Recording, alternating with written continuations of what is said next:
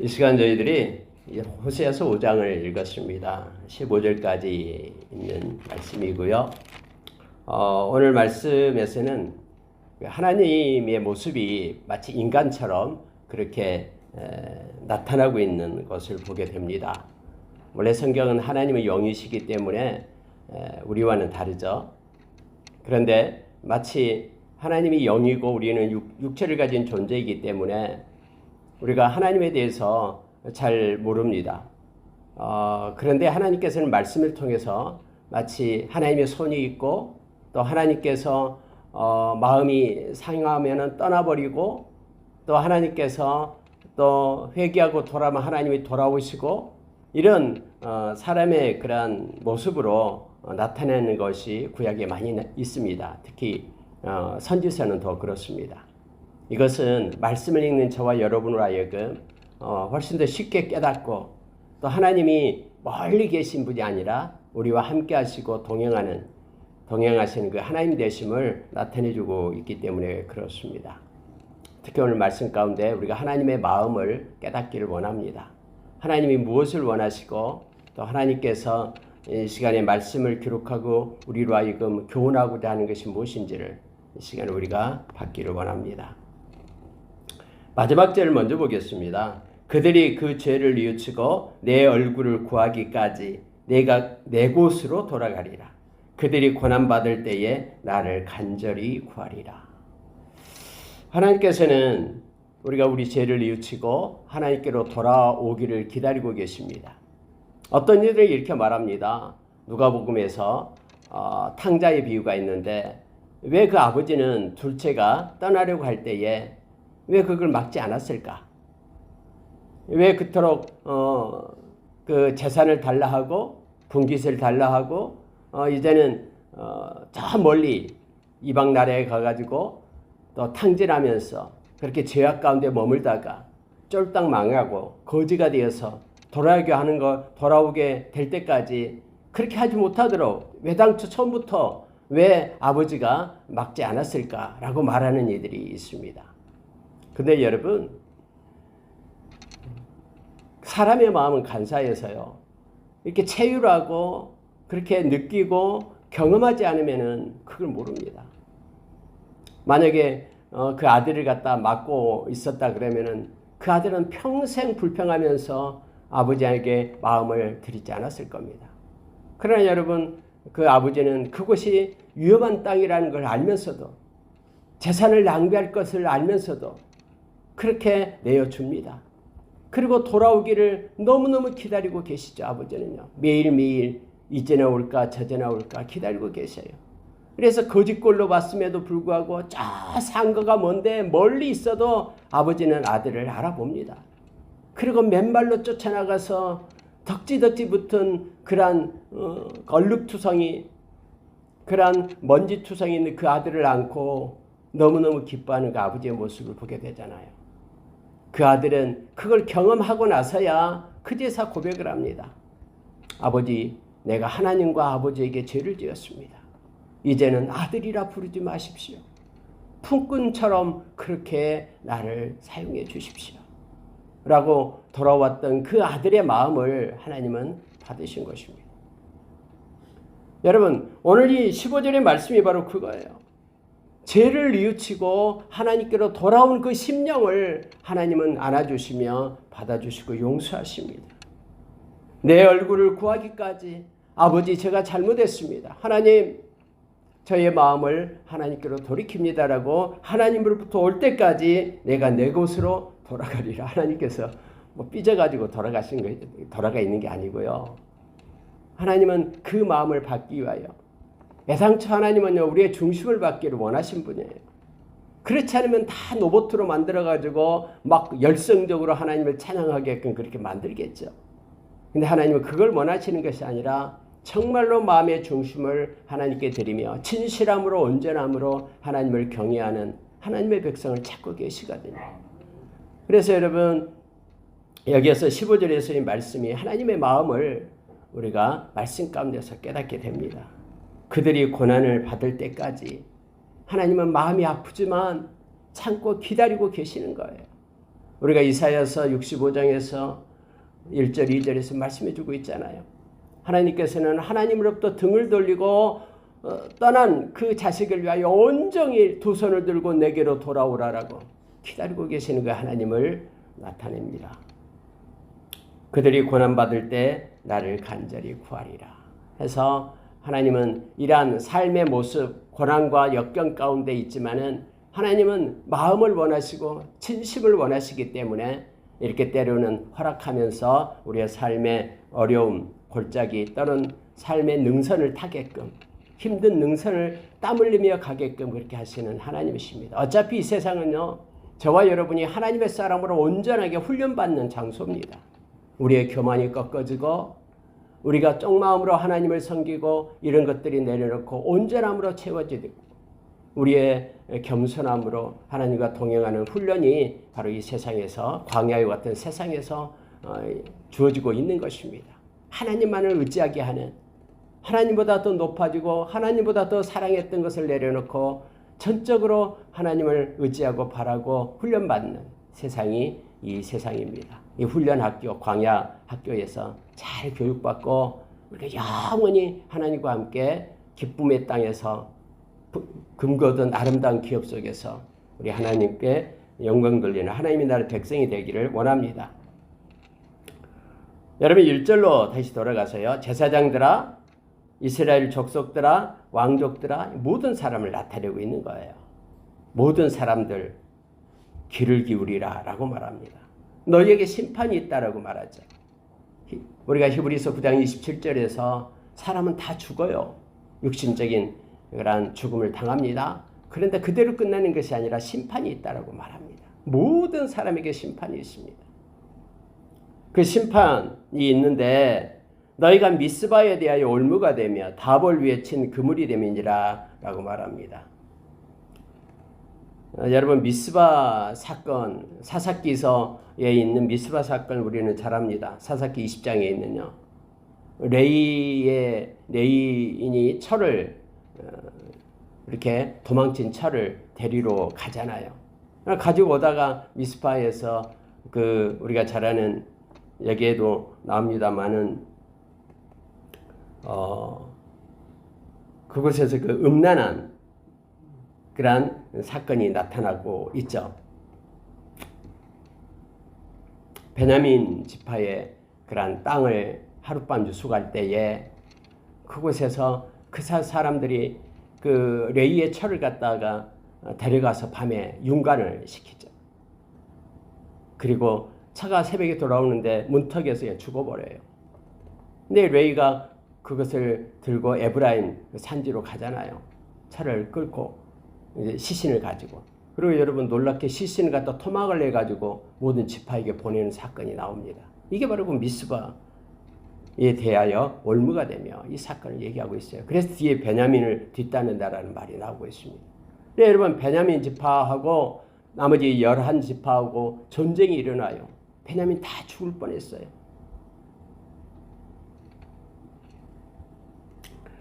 그런 너희가 그러한 그 음란 때문에 올무가 된다라고 말합니다. 다볼 위에 친 그물이 된다라는 것은 다볼은요 그 우상이 있었던 그 다볼산에 엄청나게 큰 우상이 있었던 곳이 바로 이 다볼산입니다. 이것도 영적인 음란을 말하고 있는 것입니다. 그래서 심판을 받게 될 것이다. 하나님은 모든 죄에 대해서 하나님 심판하십니다. 그리고 어떤 죄도 그대로 스스로 소멸되는 법이 없어요. 만약에 예수님의 십자가의 보혈이 우리에게 없었다 그러면요, 우리는 심판받아 마땅히 벌을 받아야 마땅할 자들이죠. 스스로 죄가 없어지는 법이 없다는 거죠. 이 거짓말을 한마디가 제가 누차 말씀을 하잖아요. 우리 평생을 벌어서 다 그 죄값에 거짓말 한마디를 갚는다 해도 못 갚는다라고 말하잖아요. 예수님의 보혈을 얼마나 우리가 감사하고 찬양하는지 고한 이것이 바로 복음이죠. 우리의 모든 죄값을 다 사해 주기 위하여 피를 뿌려 주기 위하여 보혈을 주기 위하여 우리를 택해 주셨기 때문에 베드로전서 1장 2절의 말씀처럼요. 그리고 여러분 패역자들이요. 자 2절입니다. 사륙죄에 깊이 빠졌음에 이제는 사륙죄에 빠진다라고 말합니다. 죽여요. 그냥 손에 피를, 무관자의 피를 손에 묻혀요. 이건 왜 그래요? 자기를 사랑하기 때문에 그래요. 자기 중심이 되다 보니까는 자기를 대적하고 또 욕심을 내고 탐심을 내어 빼앗으려고 하는 것이 있기 때문에 그러한 살육죄가 나타나게 됩니다. 모든 전쟁이 왜 일어납니까? 욕심 때문에 일어나는 것이죠. 지금도 싸우고 있지만요. 결과적으로는. 근데 그 욕심이 골로새 3장 5절에 보면은 그 탐심이 우상숭배라고 얘기합니다. 그게 곧 영적인 그러한 간음인 그 우상숭배가 되는 거예요. 하나님을 사랑하지 않고 다른 걸 더 사랑하는 것이기 때문에. 그래 패역자들이 살육죄에 깊이 빠졌다라고 말합니다. 근데 하나님은 그 모든 죄를 다 벌하시겠다라고, 심판하시겠다라고 말씀합니다. 공의의 하나님이 가만히 있으면 안 되죠. 억울하고 힘든 사람, 누명을 씌워서 악하게 하는 그 모든 것들 하나님은 다 심판하신다라고 말씀하시잖아요. 그래서 베드로 사도는 애매하게 고난을 받고 또 손해를 보고 또 다른 사람도 압박을 받고 해도 하나님을 생각함으로 참으라. 그러면 이는 아름답다라고 얘기합니다. 왜 하나님을 생각함으로 참으라라고 얘기합니까? 어떤 하나님이요? 공의로운 하나님. 모든 죄를 벌하시는 그 하나님을 생각함으로 참으라라고 말하는 거예요. 그래서 악인의 형통을 부러워하지 않는 이유도 공의로운 하나님이 계시기 때문에 그래요. 반드시 그들을 위한 심판의 날이 있기 때문에. 그래서 우리가 하나님을 기억하면서 인내하고 참을 수 있는 것입니다. 3절에 보시기 바랍니다. 에브라임 그러면은 북이스라엘을 나타내는 표현이다 그랬죠. 에브라임 지파가 가장 큰 지파이기 때문에 그렇습니다. 에브라임은 내가 알고 있다. 다 알고 있다라는 거예요. 이스라엘은 내게 숨기지 못하나니. 여러분 우리가 천상의 모습을 나타낼 때 그런 4명의 그런 생물을 나타내잖아요. 근데 온 몸에 다 눈으로 뒤덮여 있죠. 다 보고 계신다라는 거예요. 우리가 사무엘상 16장에 보면 하나님은 사람은 외모를 보지만 우리 하나님은 우리의 중심을 보신다라고 말합니다. 이게 다 알고 계셔요. 하나님은 알고 있고 하나님께는 숨기지 못합니다.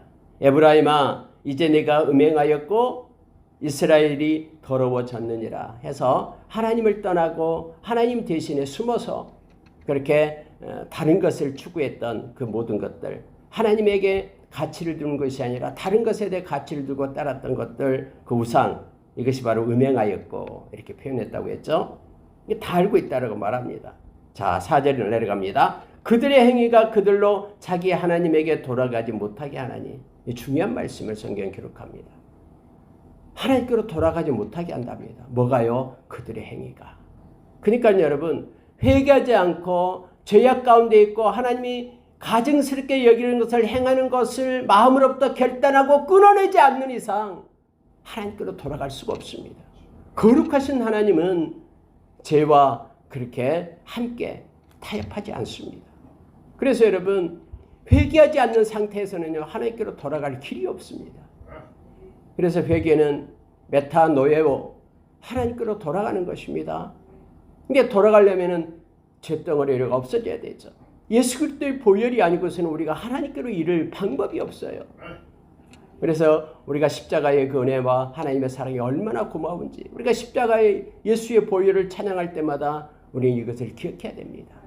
하나님으로 돌아갈 수 있는 유일한 통로가 우리가 회개하는 건데 예수의 보혈 힘있고 우리가 회개하잖아요.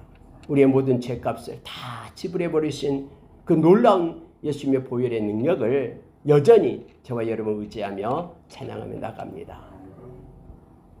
이는 음란한 마음이 그 속에 있어 여호와를 알지 못하는 까닭이라. 여러분 행위를 회개하지 않으면 음란한 마음이다라는 게 뭐냐면 하나님 대신에 다른 것들을 마음에 품고 있다라는 뜻이에요. 이게 음란한 마음 이렇게 표현해요. 하나님 말고 다른 것을 추구하는 그것이 있는데 어떻게 하나님께로 돌아갈 수 있겠습니까? 겉모습은 돌아와서 우리가 교회에 앉아있다 하지만은 그 내면의 중심에 하나님에 대한 사랑이 없고 다른 것이 채워져 있다 그러면은 마음에 하나님을 영접하지 않고 우리 주님 영접하지 않고 성령이 계시지 않고 하나님의 백성이 아니라 그러면은 어떻게 이 말씀처럼 그들이 진심으로 돌아올 수 있겠습니까? 로마서 10장 10절에서 그래서 우리가 믿는다라는 것은 마음으로 믿어 의에 이른다라고 말합니다. 우리 마음이 먼저 예수님을 믿어야 됩니다. 그리고 입으로 시인하여 구원에 이른다. 우리의 삶이 마음으로부터 나서 삶이 거룩한 삶으로 바꿔지게 됨을 알게 합니다. 여호와를 알지 못하는 까닭이다 라고 말합니다. 하나님을 아는 것이 곧 영생이다라고 우리가 잘 아는 요한복음 17장 3절에서 가르쳐주고 있지. 알다라는 것은 그냥 지식으로 알다가 아니에요. 이것은 그냥 교통하다라는 뜻이에요. 코이노니와 교제하다라는 뜻입니다. 우리가 가까이 있고 함께하고 경험하고 하는 것이 바로 알다라는 뜻이죠. 하나님을 알지 못하는 자가 또 하나님을 사랑하지 않는 자가 진심으로 마음에 예수님을 믿지 않는 자가 하나님의 자녀가 될 수 없음을 성경은 분명하게 합니다. 그리고 하나님께로 돌아간다라는 것은 마음의 문을 열고 예수님을 나의 구주 나의 하나님으로 영접하는 것입니다. 진짜로 영접해야 됩니다. 그러나 이것은 그 누구도 모릅니다. 자기 자신만이 알 수 있어요. 그는 요한복음 1장 12절에 의해서 하나님의 자녀가 됩니다. 하나님의 자녀는 로마서 8장 9절에 의해서 그 안에 성령님이 계시고 성령님은 에베소서 4장 30절에 의해서 우리가 죽는 날까지 우리가 성령 안에 있게 되고 그래서 우리를 인도하십니다. 진리 가운데래요. 로마서 14장 17절의 말씀처럼 성령 안에는 하나님의 나라가 있습니다. 그래서 성령 안에 있는 이들이 의와 평강과 희락을 누리는 이 땅에서도 하나님의 나라를 누리며 맛보는 이들로 세워지게 되고 우리가 이 세상 떠날 때 로마서 8장 16절 17절의 말씀처럼 예수님과 함께 하나님의 나라를 상속받는 그 증인이 성령님이 되십니다. 성령님은 우리를 진리 가운데 인도하시고 우리와 함께 하십니다. 자, 5절로 내려가면요. 이스라엘의 교만이 그 얼굴에 드러났나니 그 죄악으로 말미암아 이스라엘과 에브라임이 넘어지고 유다도 그들과 함께 넘어지리라. 특히 교만이 나옵니다. 여러분, 교만은 마음이 교만하면 절대로 하나님 믿지 못합니다. 교만은 자기가 높아져 있는 거예요. 낮아져야지만이 하나님으로 채워지게 되잖아요. 교만한 사람은 하나님이 필요 없다라고 얘기합니다. 내가 다 할 수 있다라고 말합니다. 그래서 특히 이스라엘의 교만이 그 얼굴에 나타났다라고 말하고 있죠. 예수님께서 산상수훈 가장 먼저 마태복음 5장 3절에서 심령이 가난한 자는 복이 있나니 천국이 저희의 것이며라고 말씀하시죠. 심령이 가난하다라는 것은 겸손을 얘기합니다. 겸손한 자가 하나님을 받아들이고 의지합니다. 교만한 자는 절대 자기를 의지하지 하나님을 의지하지 않습니다. 그래서 여러분, 이스라엘의 교만이 얼굴에 나타났다 이 말은 말씀을 버리고 하나님을 버리고 경외함을 버리고 자기 좋을 대로 살아가는 것을 말하고 있는 것이죠. 그 죄악으로 말미암아 이스라엘과 에브라임이 넘어지고 해서 교만과 죄악 두 가지 특징적으로 나타나게 됩니다. 하나님 안에 있지 않고 떠난 자의 모습을 나타낼 때 쓰는 표현입니다. 이스라엘과 에브라임이 넘어지고 유다도 그들과 함께 넘어지려. 갑자기 유다가 나와요. 다음에 예언하고 있는 거예요. 유다도 넘어지게 될 거다. 그래서 여러분, 유다가 이스라엘이 멸망한 지 BC 722년에 멸망한 후에 BC 586년에 다음에 유다도 똑같은 죄 때문에 멸망하잖아요. 하나님을 버렸기 때문에, 말씀을 버리고 하나님의 경외함을 버렸기 때문에, 자기 좋을 대로 살았기 때문에, 이 교만과 죄악 때문에 그들이 다시 또 무너지게 됩니다. 여기서 유다도 그들과 함께 넘어지리라, 앞으로 넘어지게 될 거다라고 예언하고 있음을 봅니다. 6절에 보면 여러분, 우리에게 큰 눈을 갖게 합니다. 확장시킵니다. 6절을 보십시오. 그들이 양떼와 소떼를 끌고 여호와를 찾으러 갈지라도. 이건 형식적인 거죠. 겉으로 나타내는 거죠. 양떼, 소떼, 많은 것들을 얘기하죠. 이걸 끌고 하나님을 찾으러 온다라고 얘기합니다. 근데 만나지 못할 것은 이미 그들에게서 떠났음이니라. 하나님이 떠나버렸대요. 아무리 찾아도 찾을 수 없대요. 왜요? 이것은 무슨 얘기합니까? 마음이 하나님께로 돌이키지 않고 하나님께 회개하지 않을 때는요, 하나님 만날 수 없다라는 것을 얘기합니다.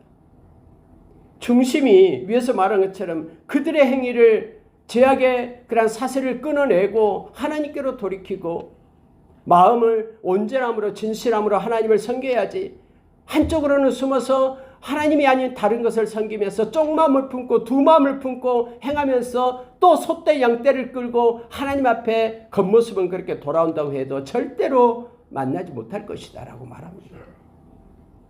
하나님은 중심을 알고 계시기 때문에 그렇습니다. 여러분, 우리가 야고보서 1장 5절 이하에 잘 알고 있죠. 너희 중에 누구든지 지혜가 부족하거든 모든 사람에게 후히 주시고 꾸짖지 아니하시는 하나님께 구하라. 그리하면 주시리라. 오직 믿음으로 구하고 조금도 의심하지 말라. 의심하는 자는 마치 바람에 밀려 요동하는 바다 물결 같으니 이런 사람은 무엇이든지 죽게 얻기를 생각하지 말라. 두 마음을 품어 정함이 없는 자로다.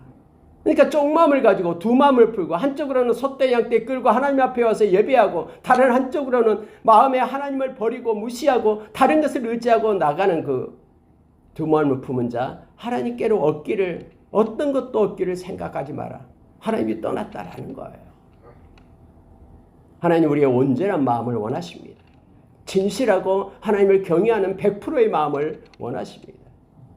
우리의 중심을 하나님께로 드리고 회개하고 돌아오는 저와 여러분 되기를 원합니다. 구약시대도 이렇게 외치는 것은요, 오늘날 저와 여러분, 이 말씀을 읽는 저와 여러분을 교훈하기 위함이다라고, 기록된 말씀은 교훈하기 위함이다라고 말씀에 기록되어 있죠. 고린도전서 10장 11절 이하에서 뿐만 아니라 로마서 15장 4절에서 우리에게 이 말씀을 읽고 우리에게 교훈하고 소망을 주기 위함이다라고 말하고 있습니다. 자, 6절은 아까 읽었던 15절하고 연관이 됩니다. 그들이 그 죄를 뉘우치고 내 얼굴을 구하기까지, 이게 없기 때문에 이것은 진심이거든요. 내가 내 곳으로 돌아가리라. 그렇지 않고 겉모습만 올 때는 만나지 못한다라고, 소떼 양떼 끌고 와도 못 만난다라고 그렇게 말합니다. 자, 7절을 보면은 그들이 여호와께 정조를 지키지 아니하고 사생아를 낳았으니 그러므로 새 달이 그들과 그 기업을 함께 삼키리로다. 이 정조를, 믿음의 정조를 얘기합니다. 여러분, 그래서 우리가 믿음을 지켜간다는 것은요, 너무나 중요합니다. 베드로 사도는 이 땅에서 가장 존귀한 것이 믿음이다라고 말합니다. 그래서 믿음을 끝까지 지키는 것. 그래서 우리 인생의 끝날에서 믿음을 지키다가 우리 주님 만나는 것이, 이것이 가장 큰 보배고 존귀입니다. 이 땅에서 우리가 엄청난 일을 하고 봉사를 하고 뭔가 선한 일을 하는 것보다도 믿음을 지켜내는 것이 가장 존귀한 것임을 알게 합니다. 왜요? 그것이 곧 하나님의 일이기 때문에. 요한복음 6장에서 많은 무리들이 예수님을 따라갔습니다. 예수님께서 그들에게 말합니다. 썩어질 양식을 위하여 일하지 말라라고 말합니다. 그러면 그들이 그것이 하나님의 일이라는 걸 알게 됩니다. 그래서 물어요. 예수님, 그럼 하나님의 일이 뭡니까? 우리가 그걸 하겠습니다. 그가 보낸 자를 믿는 것이 하나님의 일이다. 믿음으로 사는 것이, 예수님을 믿고 믿음으로 사는 것이 하나님의 일이다라고 말합니다. 믿음을 얘기할 때에 우리가 요한복음 3장 36절에서는 이 믿는다는 게 뭐냐면은 순종을 얘기합니다. 순종하지 않는 자를 믿음에서 떠난 자로 그렇게 병용구로 사용하고 있기 때문에 그렇습니다. 그리고 순종이라는 게 뭡니까? 말씀을 따라 사는 것이 순종이죠. 내가 믿습니다고 나의 생각대로 사는 것이 순종이 아니잖아요. 말씀을 따라 사는 것이 순종입니다. 그래서 예수의 제자들은 믿는 자들이고, 예수의 제자들은 요한복음 8장 31절에서 예수님의 말에 거하는 자, 말씀을 따라 사는 자임을 말하고 있습니다. 그래서 말씀이 없으면 하나님의 경외함이 사라져요. 교만해져요. 그래서 하나님이 없다라고 말합니다. 하나님의 경외함이 없어서 이스라엘 이 백성들이 다 그렇게 떠났어요. 하나님을요. 마음의 중심으로 하나님을 따르지 않고. 그래서 여러분 예레미야서 31장 31절 33절에서는 이제 하나님께서 새 언약 백성을 세우겠답니다. 마음의 중심에 하나님의 법, 하나님의 말씀을 가지고 살아가는 새 언약 백성. 저와 여러분이 새 언약 백성이죠. 성령님이 계셔서 성령님이 말씀 가운데로 살도록 우리를 이끌어 가십니다. 점점 마지막 때는 말씀이 희미해지지만 성령님은 우리를 말씀 가운데로 인도하시며 이끌어 가실 것입니다. 여호와께 정조를 지키지 아니하고 사생아를 낳았다. 이 말은요, 그 하나님이 앞에서 남편이 되고 아내가 되는 이스라엘 백성은 아내가 되는 표현으로 나타냈죠. 하나님 대신에 다른 것을 취했다라는 거예요. 그래서 사생아를 낳았다라고 말하고 있습니다. 그러므로 새 달이 뉴 문 페스티벌, 이것도 역시 이것을 나타내는 상징적인 것이 그거죠. 우상 숭배를 얘기합니다. 이것들이 너희들을 삼킬 것이다 라고 말합니다. 자, 여러분 이제 8절 이하에서 이제 유다에 대해서 갑자기 나오고 있습니다. 말씀 잠깐 보고 마치도록 하겠습니다. 자, 10절로 내려갑니다. 유다 지도자들은 경계표를 옮기는 자 같으니 내가 나의 진노를 그들에게 물같이 부으리라. 에브라임은 사람의 명령을 뒤따르기를 좋아하므로 학대를 받고 재판의 압제를 받는도다. 갑자기 여러분 유다 지도자들이 나와요. 여러분 호세아 선지자는 북이스라엘의 선지자였잖아요. 근데 남유다를 향해서 지금 여기도 외치고 있는 내용이 나옵니다. 여러분 경계표를 옮기는 자는 무슨 뜻이에요? 그때 당시 여러분 희년이 되기 전까지는 자기 땅을 자기가 이렇게 하다가 매매도 하고 합니다만은 희년이 되면은 50년이 되면은 다시 되돌려 주잖아요. 근데 사람들이 욕심이 생겨서요. 새벽에 가서 이 경계표가 자기 소유의 그 표시거든요. 이쪽마치 옮겨 나무 땅이 마치 옮겨놔요. 경계표를. 이게 뭐예요? 탐심을 부리는 그 욕심을 부리는 거죠. 자기 땅을 넓게 하려고 나무 땅을 갖다 자기 땅처럼 그렇게 만드는 것이 경계표를 옮긴다라는 뜻이에요. 욕심이죠. 근데 하나님께서는 유다 지도자들은 경계표를 옮기는 자와 같다. 다시 말하면 탐심을 내어서 하나님이 주지 않는 것을 자기 것으로 취하려는 그러한 탐심을 가진 자다라고 말하고 있는 것입니다. 탐심도 역시 우상 숭배다라고 말합니다. 근데요, 하나님은 이것을 가만두지 않겠다라고 말합니다. 하나님의 진노를, 나의 진노를 그들에게 물같이 부으리라. 하나님은 거짓되고 속이고 그래서 자기 것을 취하고 하는 이것에 너무너무 하나님은 싫어하셔요. 십계명 중에서도 여러분 거짓 증인이 나오잖아요. 그 사람이 하지도 않았는데 했다라고 거짓말하면서 상처를 입히는 거예요. 억울하죠. 남을 억울하게 하고 힘들게 하는 이건 하나님이 분노를 하면서 그에게 하나님의 진노를 물같이 붓겠다라고 말합니다. 에브라임은 사람의 명령 뒤따르기를 좋아하므로 이렇게 되어 있죠. 아니 에브라임이 하나님의 백성인데 하나님의 말씀을 따라가야 되는데 하나님의 말씀을 버리고 사람에게 의해서 사람의 명령을 따라가기를 좋아한다라고 말합니다. 그래서 여러분 에브라임 북이스라엘이요 특히 아수르에 가서요 막 도움을 요청하고 돈 주고 조공을 바치고 막 해요. 또 아수르의 그런 신들을 갖다가 모방해서 막 섬기기도 하고 막 그럽니다. 근데 여러분 뒤에도 나옵니다마는 그 아수르가 처음에는 들어줘요. 그리고 다음에는 더 많은 것들을 뺏어갑니다. 그리고 심지어 아수르에서 멸망을 당하잖아요. 이 악한 자의 모습이 똑같아요. 악한 사탄은요 계속해서 뭔가를 요구합니다. 처음에는 조그만 거 하지만은 점점 거짓이 거짓을 낳고 죄가 죄악을 낳고 점점 삼킬 때까지 그렇게 가요. 그래서 끝까지 따라가면요 그 사슬에 매여 가지고요 그래서 멸망을 당하게 되는 거예요. 그 결박을 끊어내지 않으면. 근데 우리의 힘으로는 도저히 끊어낼 수 없다라고 히브리서 2장이 말합니다. 그 결박의 줄을 예수님께서 당신의 피로 십자가에서 생명을 주고 그 죄악의 결박을 끊어내고 우리로 하여금 해방시키고 자유함을 주었다라고 말하고 있는 거예요. 그래서 십자가가 복음이고 믿음의 선진들은 십자가만을 자랑하고 외쳤던 것을 알게 됩니다. 우리가 잠언서 29장 25절 말씀 너무나 잘 알고 있는 말씀이죠. 사람을 두려워하면 올무에 걸립니다. 그러나 하나님을 의지하는 자는 안전합니다.